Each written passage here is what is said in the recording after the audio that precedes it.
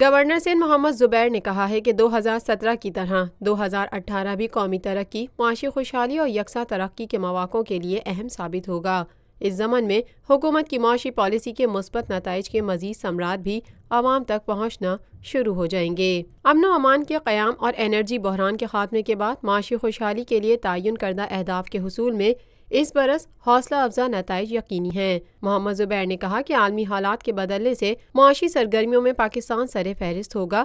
سی pack منصوبے سے قومی امنگوں کے عین مطابق نتائج کے حصول سے قومی ترقی مزید تیز ہوگی۔ غیر ملکی سرمایہ کاری میں تسلسل سے اضافے سے غربت اور بے روزگاری کا خاتمہ یقینی ہے۔ گورنر سندھ محمد زبیر نے معروف صنعت کار عارف حبیب کی جانب سے دیے گئے ظہرانے سے خطاب کرتے ہوئے کہا کہ 2013 میں حالات انتہائی خراب تھے، معاشی سرگرمیاں بھی ماند پڑ چکی تھیں، انرجی بحران نے صنعتوں کی فعالیت کو جام کر کے رکھ دیا تھا، غربت، بے روزگاری اور مہنگائی کنٹرول سے باہر تھی، لیکن موجودہ حکومت نے تمام اسٹیک ہولڈر سے مشاورت کے بعد امن و امان کے قیام کے لیے دورست اقدامات اٹھائے، بجلی بحران پہ خاتمے کے لیے ہنگامی بنیادوں پر بڑے بڑے پلانٹس کی تعمیر شروع کی۔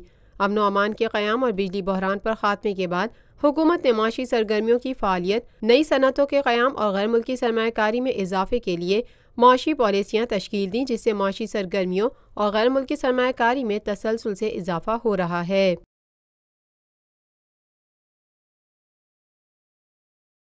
پاکستان بھر میں نمائندگان کا وسیع نیٹ ورک، ہر خبر جاننے کے لیے دیکھتے رہیے TNN TV۔